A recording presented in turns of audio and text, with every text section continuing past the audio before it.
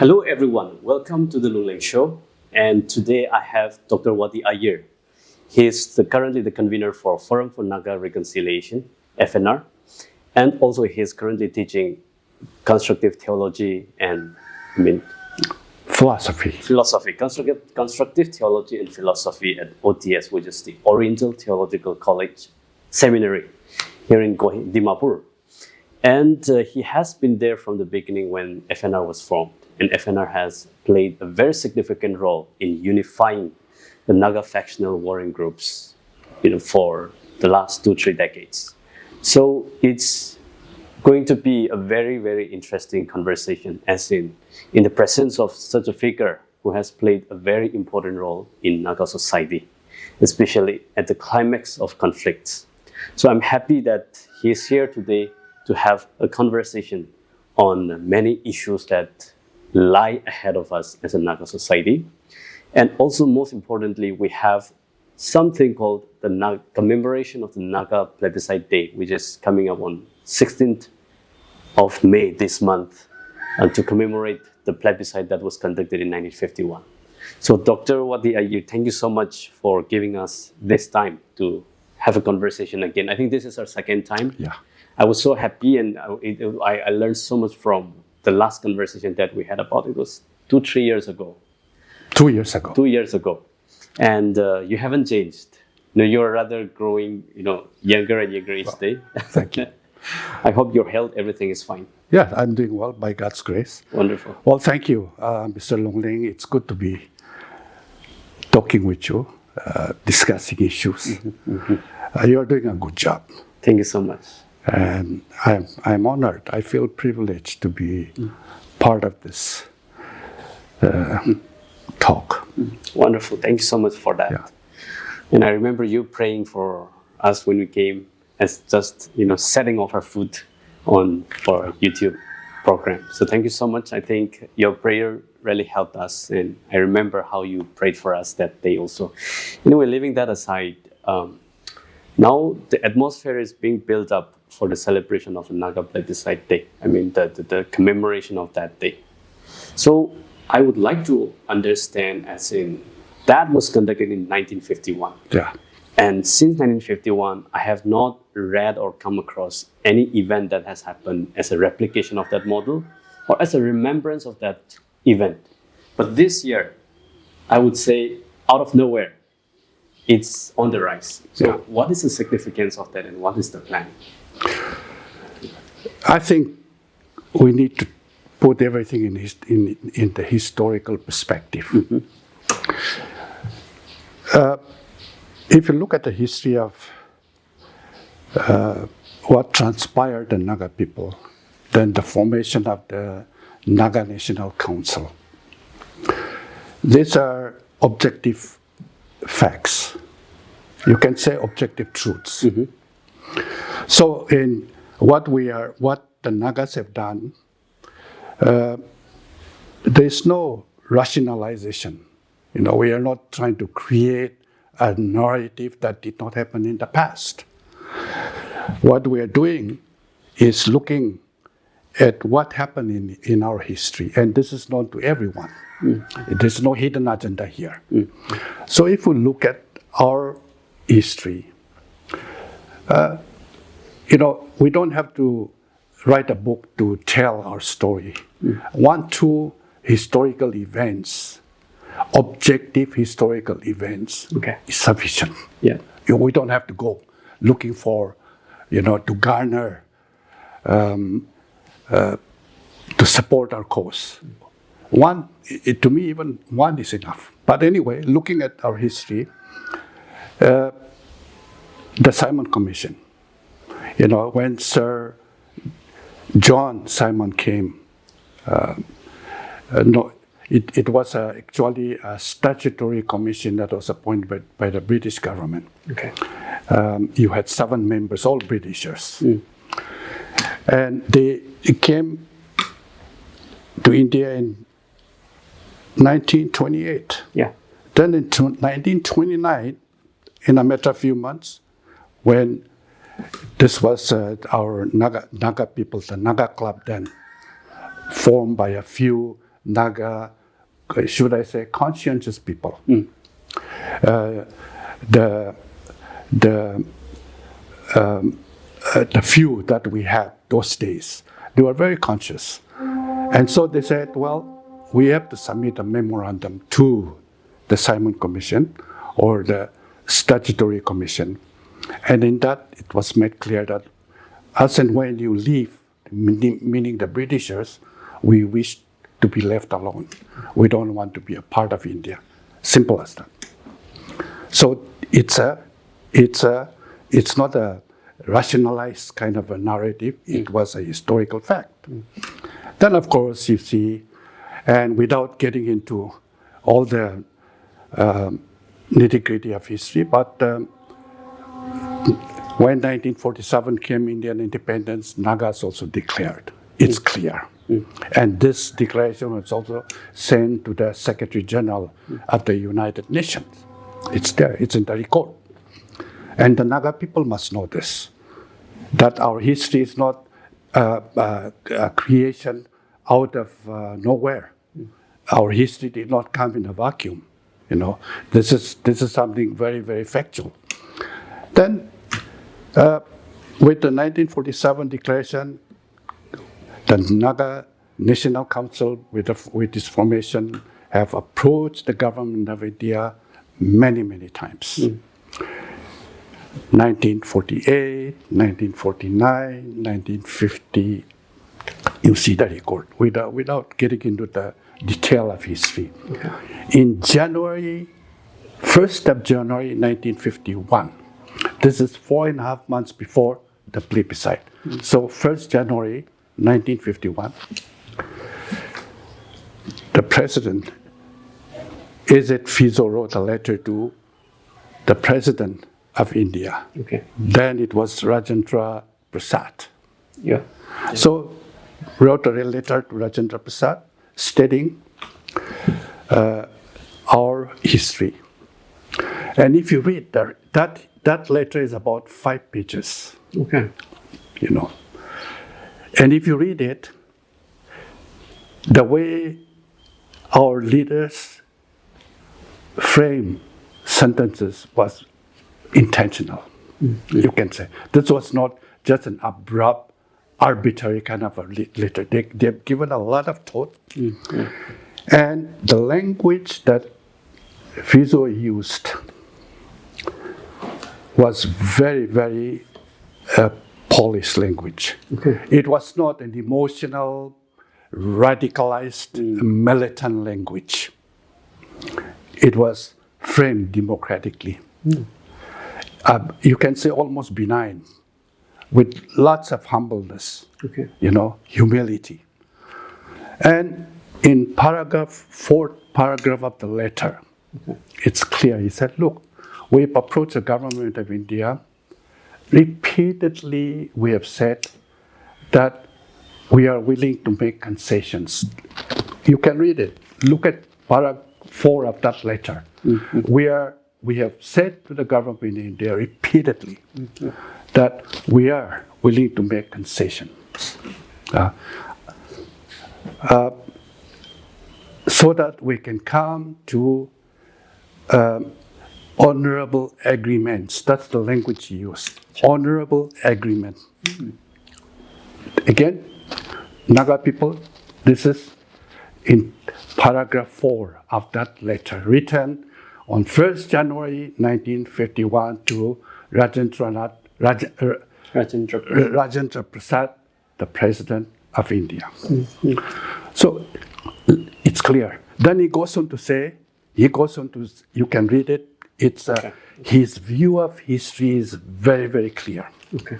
It is not a kind of a waging away of the state and a kind of a utopian society being formed. It's not there. He's talking about a progressive view of history. Okay. Honorable agreements. Then on that basis, help us to build, to become fuller. And he talks about respecting India. That Nagas always respect India. Okay. Then in another letter, he talks about, he was a prophet of some kind actually. You can almost say a political prophet of some kind. Sure. I used to think about Fizo as Mandela before Mandela. Okay, yet insights to the future. Very, very imaginary person. And so he says, today we're talking about, the boundary and the threat from a third country. He was aware of this, very much aware of this, and he said, look, we can understand the frontiers, in plural he wrote, the frontiers of India. That is sort of, the dividing thing. Yes. We are willing to defend, to safeguard India. This is the language used. Okay. So in other words, a very a person who knew what has to be said. He was very, very intentional in his writing. And today, as I read it, even at the 21st century, people have not been able to master the art of writing the way Fizo wrote. He was a person, come of age. So if you look at, the plebiscite itself was not all of a sudden a kind of a decision, emotionally charged decision, but it was a process. And he even mentioned in that letter, 1st January 1951, that we will conduct a plebiscite. Already he told government of India, and it happened exactly 4 months after 4.5 months. 4 months, 15 days. 16th of May, it happened. So this plebiscite was well prepared in advance. It was known to the government of India, and in that letter he said, you can send your people to come and observe. He said that, come and observe. So that there was no any undemocratic means that it remained open, it remained very clear, transparent, that you need to come and see it. He offered that. So this was done in such a way that the Nagas expressed, plebiscite is a referendum, that the Naga people, by the thumb impression, in Ngami, I think it's called the big thumb impression. That's the language. So the thumb impression was done, and I was told that some people even cut themselves with the blade with blood. They did the thumb impression. So this is a historical fact. So what we are doing today is, FNR is not a political group. Please understand this. FNR, we have no right to make political decisions. That I want to make it clear to the Naga people. What FNR is trying to do is this. What NNC has done in 1951, May 16, the Naga plebiscite. All FNR is saying is, look, Naga political groups, all the other Naga political, can you not come and say thank you? Can we not observe this 16th of May to give thanks to God that someone at a particular time in history did something wonderful, and that has given rise to us. So in other words, we're all product of the past. No Naga political groups should defy that understanding. You cannot erase memory from your present political stance. The moment you erase or you try to forget history, you have nothing left. So in a way, what happened 16 May 1951 is a hopeful memory, very hopeful memory, that we keep our history alive with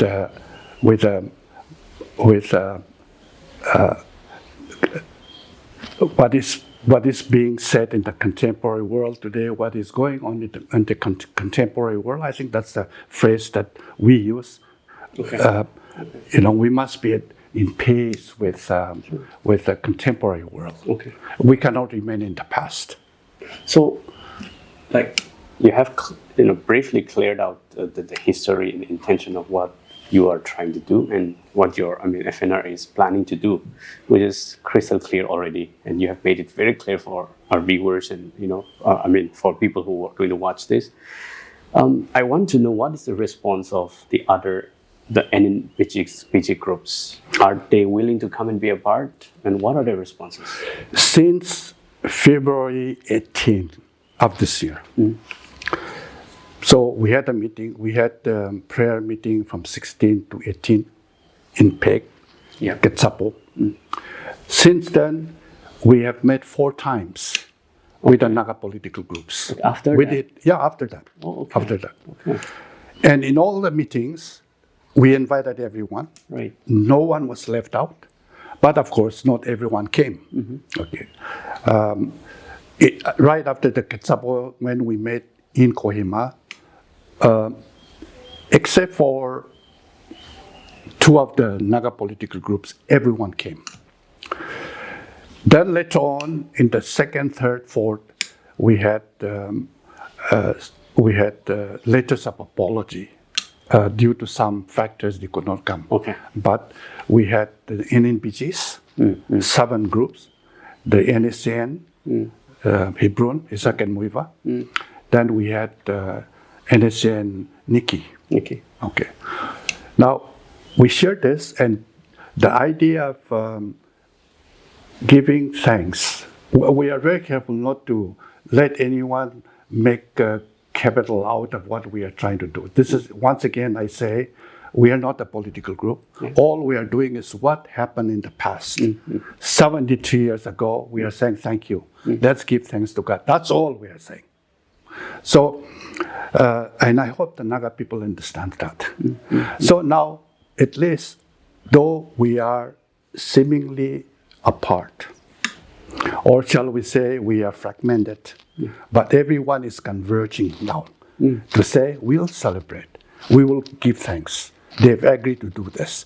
So we are not forcing anybody, but voluntarily they've come and said, sure, we are going to come and be a part of it. It's so positive.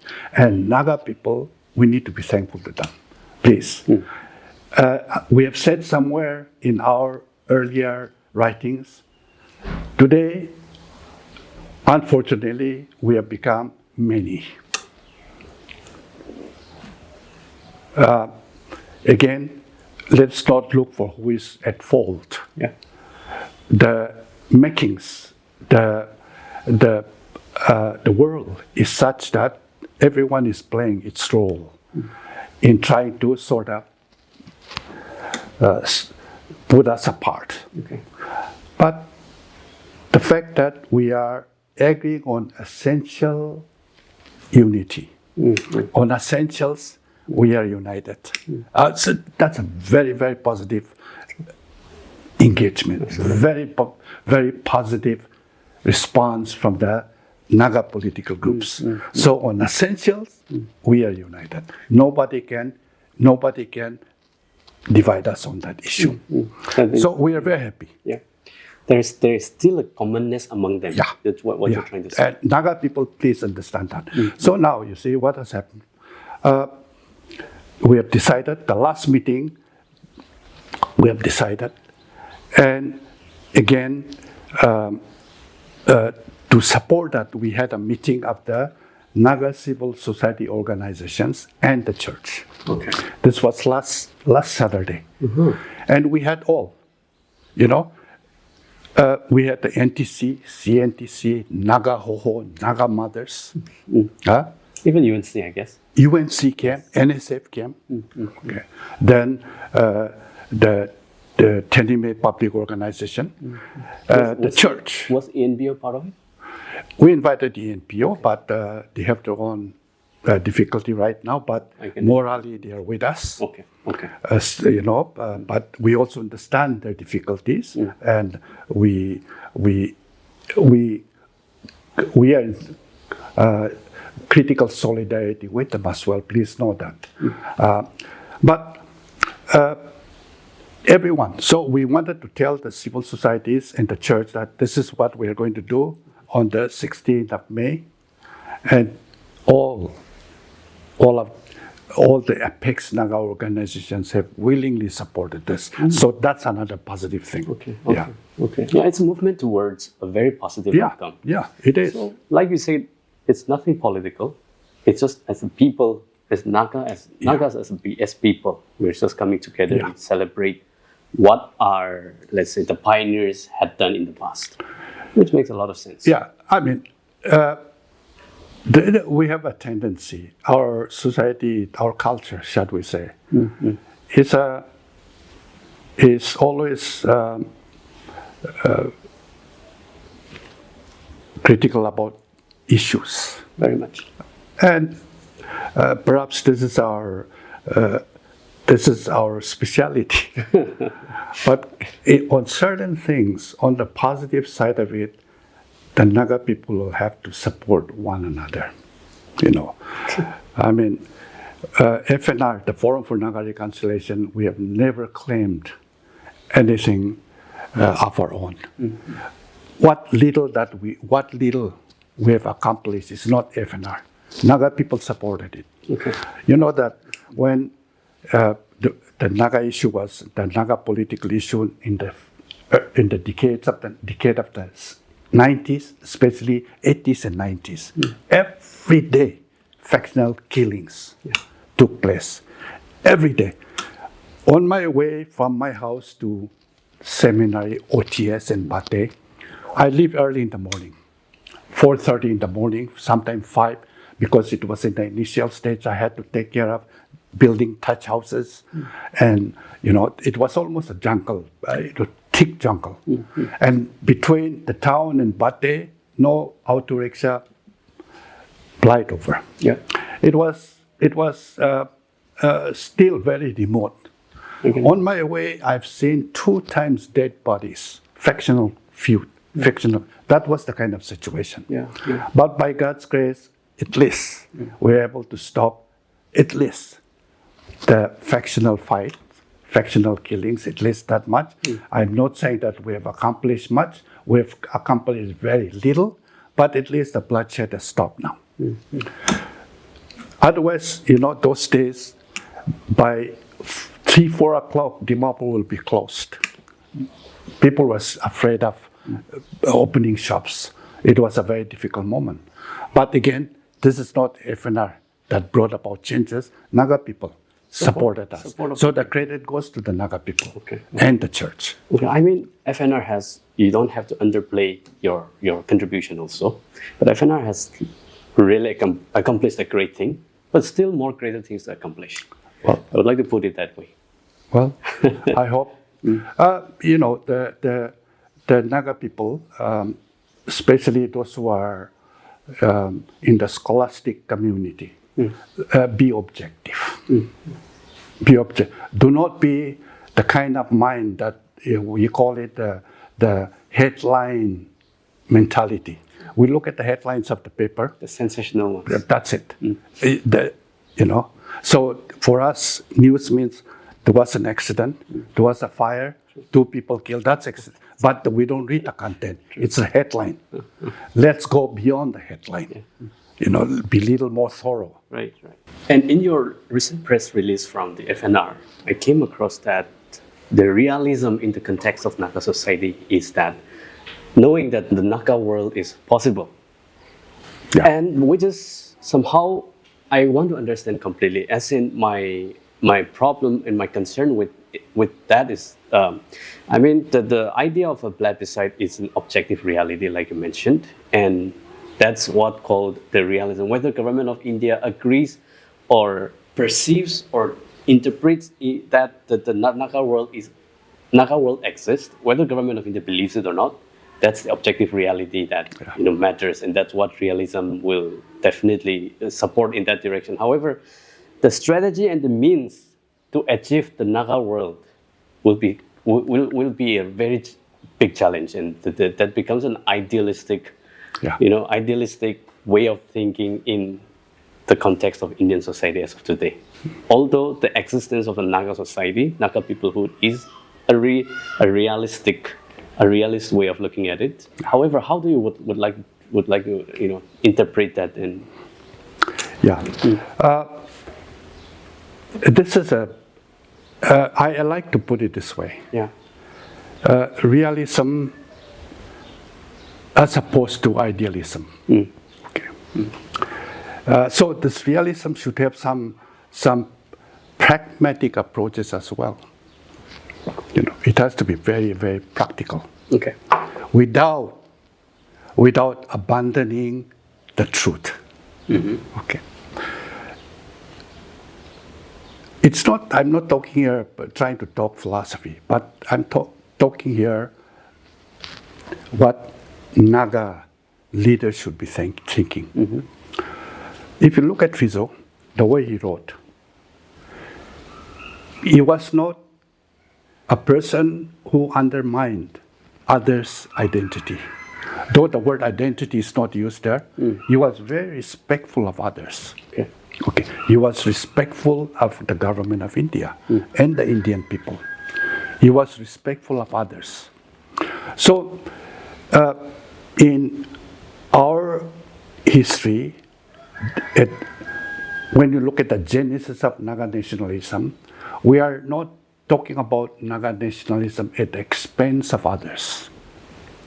Without others, our nationalism is not possible.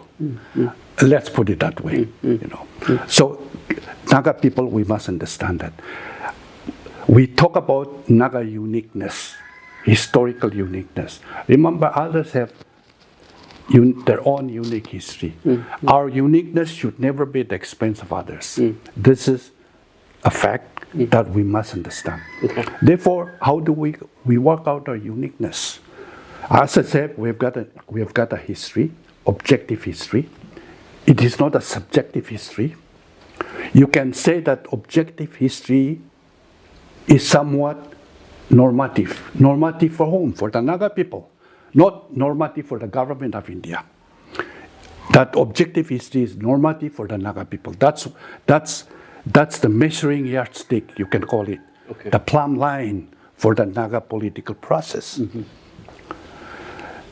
And therefore, as our early leaders have envisaged and carefully chosen to say what they wanted to say,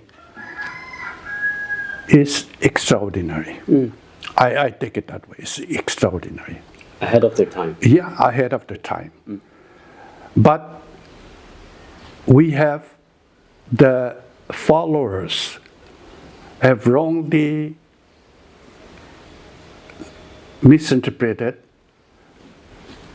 ideas. Because, of course, one of the problems with truth is that the interpretation. That's an issue. And that's where, even in the scholarly world, what is the truth? Forms of truth, methods of truth are always discussed. But so the interpretation comes in, and the way we think comes in. If we are familiar with some of the writings in structuralism, there's the structure of language. At times, the language that we talk, sovereignty, independence, self-determination, these are terms that were coined by who? Not by the marginalized people, but these are terms coined by the people in power. The ruling people in power. Yeah. And today, those who are struggling, we can't carry those terms. It's too heavy for us. I hope you understand what I mean. Yeah. It's too heavy for us. We are using terms that is too heavy for us. That term was used by the powerful. And we, to put it, the powerless people, finds it difficult to carry the term. In our own term, how do we carry? It's a contextual issue. So, without delay, Naga people must be talking along this line. we have become somewhat too idealistic. Okay. Idealism. Nothing works in this world with pure idealism. Nothing will work. Can we be a little more realistic? Realistic without abandoning our historical rights. Naga people, please understand this. I've said this quite often, and please understand carefully, and we need to put our heads together to talk about this. Nobody is going to abandon our history. The historical political rights of the Naga people, there are a few of them, just to name: Simon Commission, Declaration of Independence 1947, Plebiscite, and more. But let's keep it that way. We don't have to bring a lot to justify. One is enough. That's the objective history of the Naga. Okay. So the essence of Naga nationalism keeps us going today. But in the historical perspective, the essence need forms. What are the fitting forms for the Naga people? Let's think about that, fitting forms. Essence, yes, cannot be compromised, but where is the fitting form? We need fitting forms. The fitting forms, and our location has been divided so badly. Can we not think beyond the box? That forms can be different. But the essence of Naganess will never disappear. That has to be there. Can we be thinking about that? This is not Naga people friends. This is not philosophical idealism that I'm talking about. We are not giving chance to the possible issue. That's why when I said realism, I think our world we can make our world. Nothing is impossible, but we are not giving chance. Naga people, it's time that we come together and be realistic, really. So and to think out of the box. And to really question the existing structure that we are given, and rather with that given truth, with that essence of truth, think about others beyond the box. That's what you're trying to say. And in connection to that, I also want to understand, when you look at Simon Commission, when you look at Plebiscite, which are the most crucial part of Naga history, and when such things happened, not all Nagas were part of it. So only select few, or maybe some few populations were part of it. Now, does that automatically represent the Nagas as a whole? How would you like to argue with? Again, that's a matter of interpretation, but that interpretation should not be left with a question mark. We need to objectively verify certain things. Let's begin by saying this. When my grandfather died, my uncle, my dad's older brother, was teaching in Oka, Lota area, Waka. And someone from my village had to walk on foot from Mabungchukit village, Mokokchong, Sema area in Waka, to tell his son that your father has died. So by the time they walked back to our village, the father was already buried. He could not see his father's body. He was buried already. What I'm trying to say is, those days, not to speak of having bus, taxi, or motorbikes, you did not even have telephone. Now you live in the information technology, the culture of information technology. People automatically think that, phone, WhatsApp, everything. Remember, it was not. When I grew up in Kohima, when I would hear the honking of DC Carval, whose Land Rover Jeep, from 2-3 miles away, my brother and I would, this is car, only by the honking, because you did not have much vehicle. That was the kind of a context. Fizo had to travel on foot. Okay, so he wrote a letter before the plebiscite was conducted on 16 May 1951. In the month of April,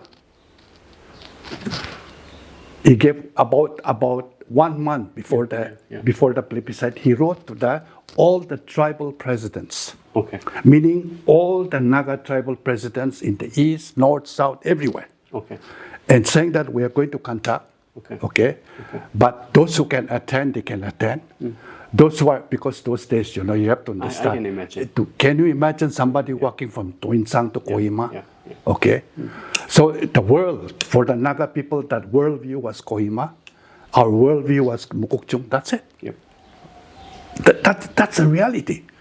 They did not know that there were Nagas that side. So, you see, if you put it historically, then that is the fact. So today you cannot just say that we were not there. Of course, you can justify that to frame your own narrative. But it is said that on that day when the plebiscite was taken, I have ascertained this from different people who are still alive. I was a young boy then. I was in Kohima. I don't remember exactly how things go, but I knew that my father was talking, there's a big gathering in the playground. So my house was just a stone throw from the playground. So I can still remember. I was 4 years old when this happened. So it is said that all those who are not here, even if you are not here, we are doing it on your behalf. Of course, now that those who want to argue with that, they say, you cannot do it on our behalf. But those days, you see, the Naga democracy was not like today. It was a pure form of a democracy, actually. A kind of Athenian democracy was evident in the Naga context. You ask people, they will say that. So in that context, this was done. And again, it was conducted also in Mukokchung. And in Mukokchung, there were people from the east, west, north, south living in Mukokchung. I don't want to name names, but I can name names if I want to, but let me not do this in public. But in Mukokchung, you had people not only ours, but you had people from east, north, south. They were there. They signed it. They give the Thai impression on behalf of everyone. So it's a historical fact. People can say we were not part of it. That's why we don't want to respect. Or on otherwise, also people can also say you are not part of it, so you're not a stakeholder for the Naga movement. It can be said from both sides. Meantime, I mean, if I have to argue for that, when India declared a Quit India movement, I mean, not every Indian was part of it. It was a representative, and no one's consent was taken. It was a people's movement, and only few people did it out of the whole stretch of India as a whole. So I mean, I could think of that argument as well. Now, I want to understand from you also. The plebiscite was declared roughly after 3 years and 9 months after India got her independence. Why waited for 3 years and 9 months? Why did you think that happened? Well, it was for many things here. When this was taken, I read it somewhere that there was this SS Lushai ship that took out from Tinsukia area, and so the letter was sent in that ship. Lushai means Mizo. The Mizos were known as Lushais. So there must have been from a boat, big boat ship that was operated in the Brahmaputra, to take mail, because those days you did not have this air transportation, so it was by rail or by boat ship. This letter was sent. it was also sent to the UN. And it is recorded that the UN had acknowledged receiving the letter from the NNC. You will say why it took time. Actually, it was also sent earlier. Okay. But perhaps when you collected from every corner, it took that much long. Okay, you have to understand, as I said, it was on foot. They call it a tak carrier. Takwala means somebody carrying letters on foot. So it took that much time. Yeah. Okay. So, that's a very interesting event of the history. Now, when you organize this kind of event, how do you imagine this event is going to be like for that day? Well, as I've said, we call it Thanksgiving. Yeah. Thanksgiving Day program will be prayer, singing, and we are going to invite all Naga political groups to give a speech. Okay. Not more than 4 minutes. Really? Yeah. All means like I will give out. Okay. Everyone, nobody will be left out. And this is again, we cannot force. We are not using coercive means here. Absolutely. It's voluntary. And we have said, we have in our meeting, we have said, this is not a time for giving up. You cannot politicize. Your group cannot be talking your program, your agenda.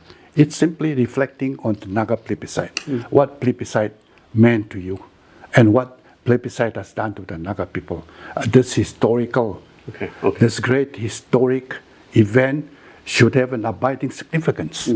So what kind of an abiding significance do we have now because of the one-time historic plebiscite? So we are going to dwell on that. Everyone will be given an opportunity, and we want to spend a few minutes, a good part of the time, I would say. Those who come, we want to really pray. Pray that we move on with a greater determination, being much more realistic. Much more realistic. More united. Yeah. I want to talk about this. I've said this before. Naga, instead of talking about idealistic nationalism, Nagas, we must spend time talking about constructive nationalism. One little component of this constructive nationalism is the celebration of the plebiscite. Please understand this. And we want all the Nagas in Kohima, those who are there. It's going to be in the NBCC Convention Hall. Please come. Come and join us. And those who are in Dimapur, drive your car up to Kohima. We want every one of you to be there. College students, high school students, church members, please come on that day. This is going to be important for us to ask God's blessing upon the Naga family and the Naga destiny. It looks like it's going to be a big event. I hope so. Do you anticipate people from the Myanmar side also? Well, that I don't know. Okay. Let's be frank here. They have their own difficulties, right? And we don't want to do anything that is not pleasing to anyone. I'm clear about that. Okay. Right. Yeah, and Nagas, while we are asserting our rights, there are certain things that we have to understand, and that I call it India's difficulty. Though India understands us, they are not going to, you have to understand, as a nation, as one of the upcoming, nations today in the 21st century, India is one of them. So as a nation, as a leading nation, there are certain things, though they understand us, you have to understand India's difficulty. Naga people, let's keep that in mind. We must understand India's difficulty. So you want to look at Naga nationalism as a non-offensive nationalism, right? Right. It's a cooperated nationalism between India and Naga. Nationalism that is offensive. Yeah. How do you define that? That is almost militant in nature. Bloodshed. You know, we have had too many of those in the world. Let us not follow that route. Yeah, wonderful. Now, when I think about Naga plebiscite, it reminds me of the East Timor, when they conducted plebiscite, through the supervision of the United Nations. And after that, there was a war, and where UN emergency forces had to go and intervene. So because of the monitoring and supervision of the UN, they were able to make it. And their plebiscite came to life. Yeah. However, those days, like you said, even though Piso wrote a letter to the UN, they acknowledged the receipt of the letter. However, they could not monitor, they could not do anything about the case of the Nagas. And not only that, invited Indian officials also. Okay. Piso did. Okay. He did. In the letter, he said, please come and see. We are going to conduct, and our process is going to be transparent. He said, nobody is going to be forced. If you don't want, you express that. So there was, I think, 2 columns, for or against. Okay. So this was given, obviously. So there was no coercion. I see. Yeah, no coercion whatsoever. His letter is clear. It's voluntary. Nobody is going to be forced. Let them express freely. And you come and witness. It's clear. It's a very powerful letter. Okay. Is it available? 1st January 1951. It's available in almost all the books. Okay. Little bit of it is found in Kaka's book. And a passing remark is also found in Charles Chassey's Naga Imbroglio. Okay. Yeah. I wouldn't say a mistake. However, the shortcoming and the loopholes in the Naga plebiscite is it was conducted just by the Nagas. Had there been intervention from the third party, let's say the UN or any other powerful country, then they would have legitimized it to the eyes of the world. Any comment? I think Piso's far-sightedness cannot be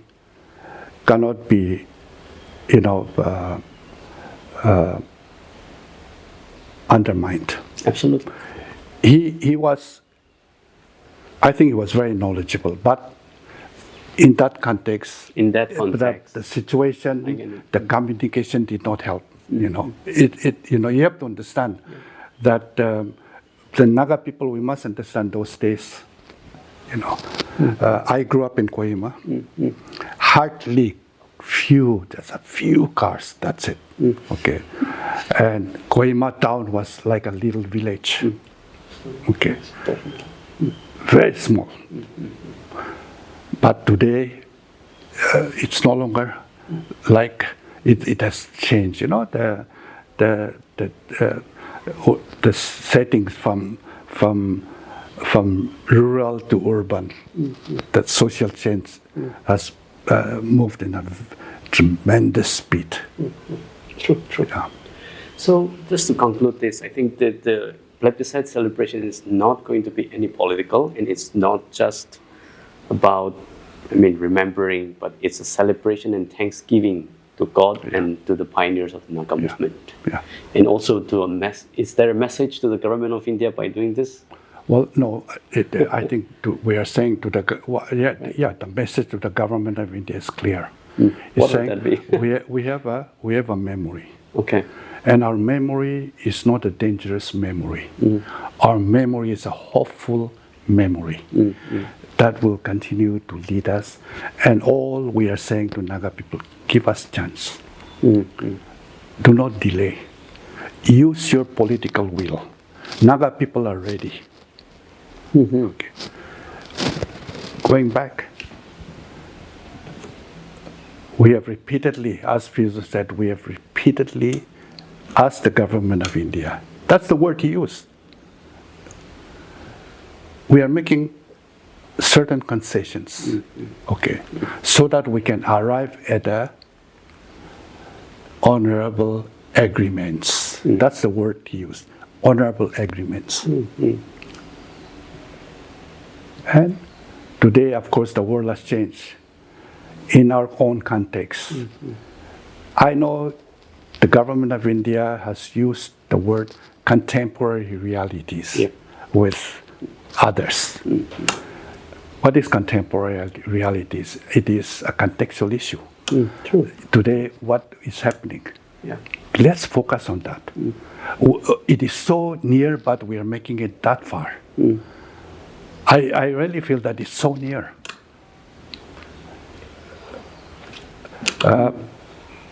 So I'm quite hopeful that the government will also read carefully. That whatever it is, I'm reminded of that poem, maybe William Yeats' poem or something. The world seemed to be all falling apart. But notice the law of nature. We are converging now. It's all falling in its place. So we are beginning to understand that we have diverged. Now the law of nature, that gravitational nature is going to be helping us to converge. And that we all converge together, not only the Nagas alone, but can India play its part well? Makes sense. We are very positive about that. Makes sense. The last clarification I want to make from you is there was an accusation often that those days NNC was like for nothing without sovereignty. But now if you look at Faisals' letter, it's honorable agreements. He was proposing that. So it's not true that Nagas were not routing for anything without sovereign. Naga were ready to settle it with an honorable agreement with government of India.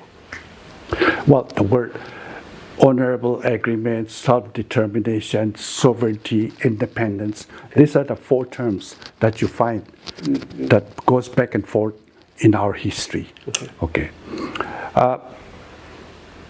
It has to be taken, as I've said, these are words, these are terms that came about with since the Peace of Westphalia of 1648. And if you look at the way it has progressed, the word sovereignty, self-determination, independence, these are terms that came about from the powerful. And let us understand our limitation. Nagas, we should not be afraid to say that we are also limited. From our perspective, these words are too heavy for us to carry. And the more we linger on carrying this, we will be crushed by the weight of this language. Therefore, let us move beyond. We need to transcend and be much more contextual in relation to others' political standing. So, Doctor, thank you so much for leading us into this wonderful insights and engaging stories of how Naga movement was and how it has been and how it's going to be. It gives us a new perspective of how the younger generation or today's generation of Nagas now should look to a certain direction. Abandoning all those resorts of violence and militant, in the form of a militant fights. I think that is not a generation, that is not the age anymore. So thank you for, blessing us with this kind of insights as an elder Naga elder as well. And I hope the youngsters in the younger generation would understand this and make way for ourselves for a better future. Thank you. Thank you. All the very best. Thank you very much. Thank you. Thank you.